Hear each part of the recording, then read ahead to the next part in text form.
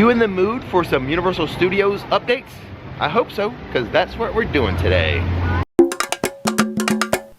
Hey, what's going on everybody? Rick here at Universal Studios Florida to show you what's new and see the latest park happenings. Here in CityWalk, since the Universal Legacy store has closed, they have moved some of the classic merchandise to some kiosks. This one has Jaws merchandise. This one over here, a little bit of Ghostbusters merchandise for you. And here is some classic Back to the Future merch. Okay, with that tiny bit of CityWalk information, we can now enter the theme park. Our first park updates will be here on Hollywood Boulevard, where they have started work on the Mardi Gras tribute store facade. A little surprised that it's going to be here on Hollywood Boulevard and not in New York City. But look at some of the detail here with some of the posters on this particular facade. Now they are not 100% complete, as we have another frame over here which looks to be a continuation of the Mardi Gras tribute store facade. This will be your place for Mardi Gras merchandise and treats. I'll give you some more Mardi Gras information a little later on in the video. Inside of the Five and Dime, they are developing a new experience here for Universal Studios Florida. Coming soon is the Monster Makeover. So have yourself made into a monster. I have a feeling after this opens, I'm gonna see a lot of Bride of Frankensteins walking around. Maybe they can make me over into the Mummy. You know why. You know why. And if you don't know why, check the description box. Look what they have behind glass here in the Five and Dime. A Dracula statue or figurine, $1,100. Look at that. Pretty cool. Look at the box it comes in. Oh my God, it's huge. And here are some classic Monsters skateboards. I've shown these before. They're $125. I haven't shown them in a while, but they still have them here. This stage here on the corner of Hollywood and Vine was a stage for Rock the Universe that concluded Saturday night. I heard a good time was had by all. Really, I hear it's a super fun event. There's the lighting rigging for the Mardi Gras parade. Mardi Gras starting February 3rd and going through April 7th. Right next to the Cafe La Bamba, this is a food kiosk for Mardi Gras. It's the Mexican food kiosk. Fits in right well, doesn't it? And right next to that Mardi Gras food kiosk, the green awning area, that is home to one of the few bars on this side of the park.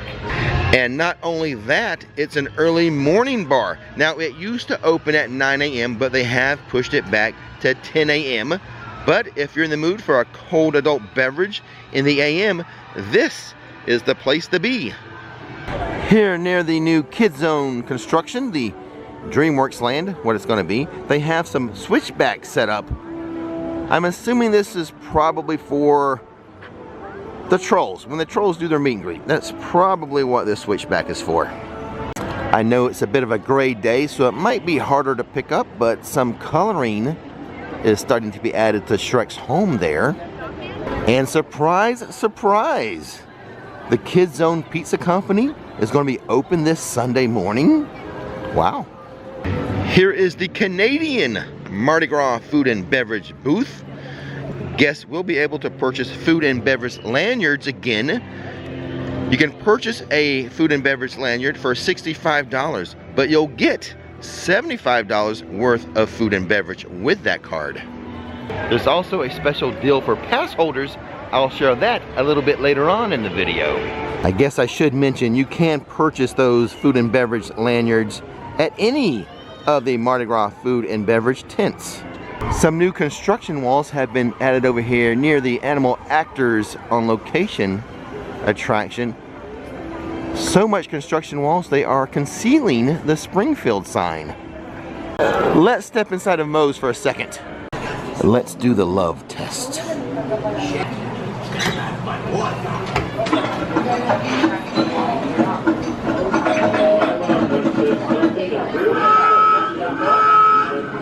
Hey, I'm a hubba hubba, and I did that in just one take. You know what? Looking at Krusty here, kind of looks like his nose has been repainted. I think it has. And I was just thinking, you know what character meet and greet I have not seen in a long time? Sideshow Bob. What happened to him? Where'd he go? Is he back in prison? I guess I could always win at this game and win Sideshow Bob's wig, and I could be Sideshow Bob. I hope his real costume's okay. Back here by the old Fear Factor Stadium, these epic shipping crates used to be over there by the Lagoon for the old Lagoon show, the fountain show, but they have been removed. I wonder if they're gone for good, or if they will make a return. Here on the outskirts of London, these restrooms here, they were the old Amityville restrooms when the Jaws attraction was here. Look at the roof. It's kind of looking like, what's that area at Epcot, Norway? They have that one roof that's like all grass. Well, this is looking very similar now. I'm not complaining. It actually looks pretty cool. Let's head into Diagon Alley and see how busy or not busy the park is today by checking on the wait time for Escape from Gringotts. It's a 40-minute wait, so I would call today a moderate crowd level. Into the magical menagerie. I have a question, and now I have the answer. Last year, Universal sold these owls that sat on your shoulder and did some head movement. They sold out last year. They don't have them back in stock. They say they will be back in stock in April. Alrighty, let's keep heading around the park. Here in San Francisco for Mardi Gras, a food truck. This will represent the Philippines for Mardi Gras. Also for Mardi Gras, Chez Alcatraz, the bar here, will have a specialty drink. The bartenders did not create this one. This one was passed down by management. But if the bartenders here happen to come up with an off-menu drink, I'll be the first to tell you. Here's a look at the work being done on the next fountain show coming to Universal, the next nighttime spectacular. This is where, you know those epic boxes, cargo boxes I showed you by the old Fear Factor Stadium? This is where they used to be. A lot of pigeons in the park. Perhaps the pigeon repellent paint has worn off. There is Fast and Furious Supercharged. Here is another Mardi Gras food and beverage booth. Actually, it's a beverage booth. The Bloody Mary beverage booth. Yep, Universal, you have a pigeon problem. Let's look into this. My favorite ride at this park is the Mummy, so I always like to report on the wait time for it. It is a 25-minute wait time at the moment. And this guy, I guess he's happy about it. It's hard to say. But you know who is happy with the wait time? The goddess here. I think it's thanks to her it's only 25 minutes. Here in New York City, another Mardi Gras food and beverage booth.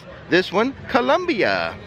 Earlier in the video, I told you about one special Mardi Gras food card offering, but pass holders have their own special Mardi Gras food card. They can purchase for $120 their food card, but get $150 in food and beverage with it. Let's step into the Minion Cafe, pick something off the menu and order it. I have no idea what that's going to be. Here is the menu. I like a lot of things on this menu. I think I'm going to go with a handheld today though. It's going to be the steak and cheese ray sandwich for $15.99. And here it is. It is a French onion dip roast beef, caramelized onions, secret sauce, cheesy blast pimento cheese on a cheddar and onion roll.